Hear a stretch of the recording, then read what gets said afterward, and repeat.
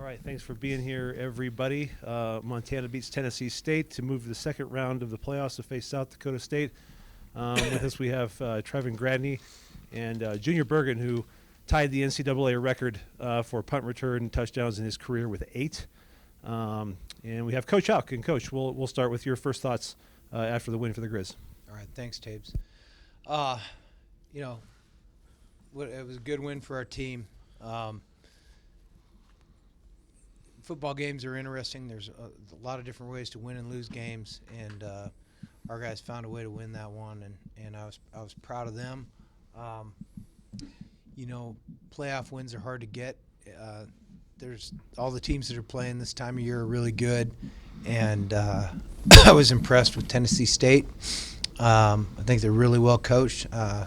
Coach George had them ready to play. He has a really nice way about the way he prepares his team. They played hard. They were feisty within the rules, and I appreciate the way they played and the way they fought it out. So no give up in those lads, and they had a congrats to them on a good season. In terms of our team, love our guys, love the way they compete. They're into it. We had a great week of practice. I always think that this week around Thanksgiving and coming off the rivalry game and all that stuff, it's always hard to win this particular weekend. So thought our guys had a lot of juice all week long, and it showed.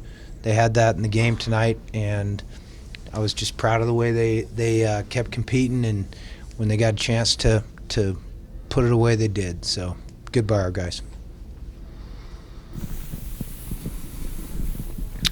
Junior, just coming into the game, what were your expectations for opportunities to have some return chances on special teams? And then can you break down that first return you had for the score? I was hoping to get a chance. We knew the punter didn't punt it too far, so hopefully we're just looking for a line drive. And, we had a good plan set up for him, and, we just got after him.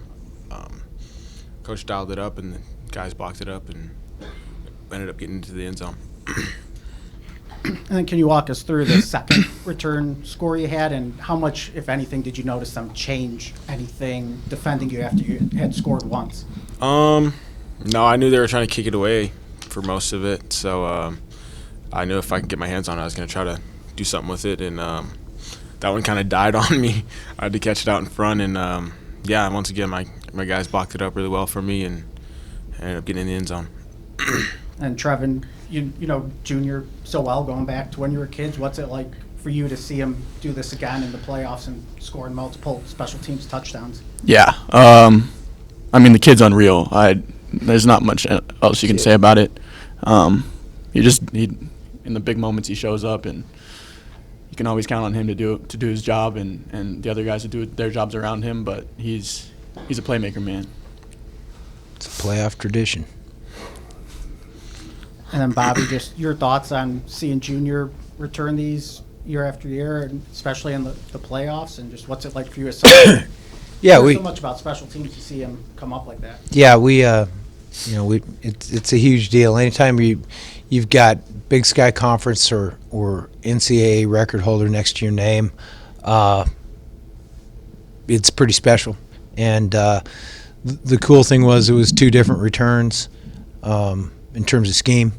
And the guy, as June said, the guys blocked it up really well, and he's got great trust in them to make it open up where it's supposed to, or close to where it's supposed to. And then he has, like I always say, he's got point guard instincts. He knows where everybody is on that punt return, and that's a special night. I think that's 3 years in a row where we had a playoff game where we returned 2 kicks of some sort for touchdowns. I don't know if that's ever happened in the history of the NCAA either. One of you ought to do some research on that, because I won't have time. But that's something. And so proud of our guys, and specifically Junior.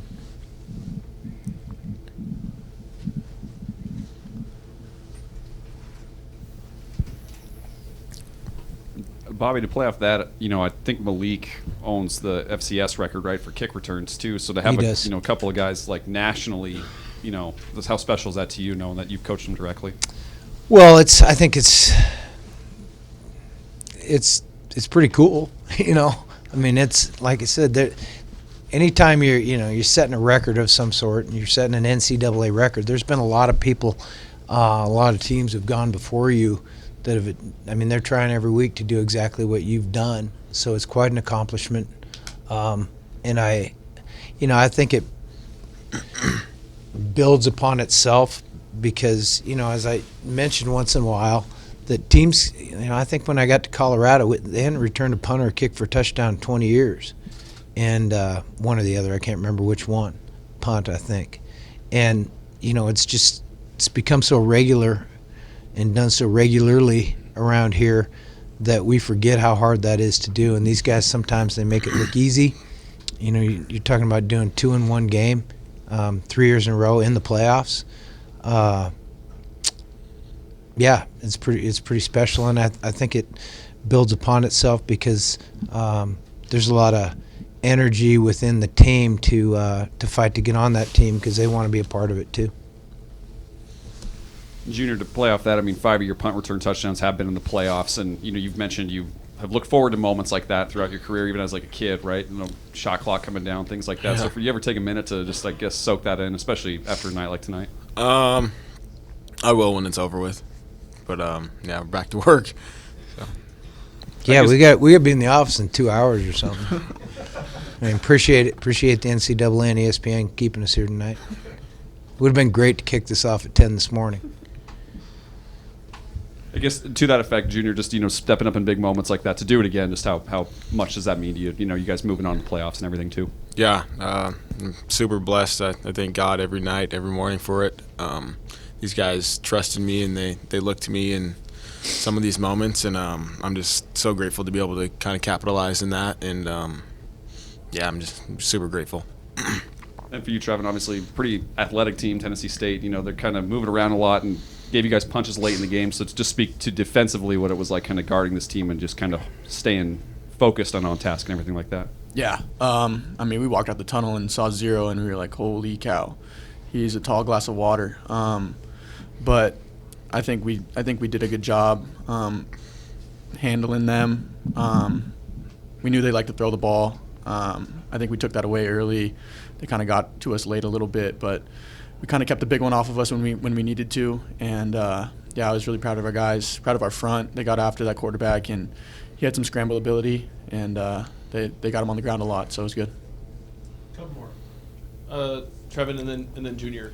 Coach kind of mentioned the challenge of getting back into the preparation for this week. What was that like as a player and the mindset, and how proud you were of the way that your team was able to do that? Yeah. I mean, obviously that one last week hurts, but we just got to have a short memory and just get back to work. I mean, we didn't leave, spent Thanksgiving here, and just continued to grind, got on them quick, and did what we needed to do to get this one done. So. Yeah, I'd say we're a pretty veteran group. A lot of us on this team have done this before in 2022, so we kind of know what to expect. Obviously, it sucks not being able to go home into your family over Thanksgiving break, but this is our job, and we just had to come out and take care of business. Bobby, I wondered if you could talk a little bit about Eli. You had a few turnovers that game, and he had one down close to the goal line. And then for him to come back in and pop that one like he did. Yeah, the run at the end was great. Obviously, that was a kind of a put him away again, type of deal, because we kind of had it in control. We did try to fumble the game away a little bit. That wasn't very good. Did they give any explanation why they whistled that first play dead right before the fumble? Yeah, I couldn't hear it. So, all right. Yeah, we can't be fumbling the ball, but we did, and those were 3 critical errors in the game because you probably make it a little tighter than it needed to be, but good by Tennessee State making those plays too. Last one. Coach, just wanted to ask you about the pass rush. You really got after the passer today. How important was that for your defensive effort? Yeah, it was good. We got there a bunch. I thought that kid was tough, and and he tried hard through the game. He got knocked around a little bit and kept coming back. The guys won up front. The first half, we really played a lot of just base defense, base zone coverage, and handled them. And they didn't run it or throw it real well into either one. We went a little more pressure based stuff the second half. They got into a bunch of full slide stuff and picked it up a little bit, but our guys, they won quite a bit up front and it was good. Thanks, everyone. Yep. Thanks, guys.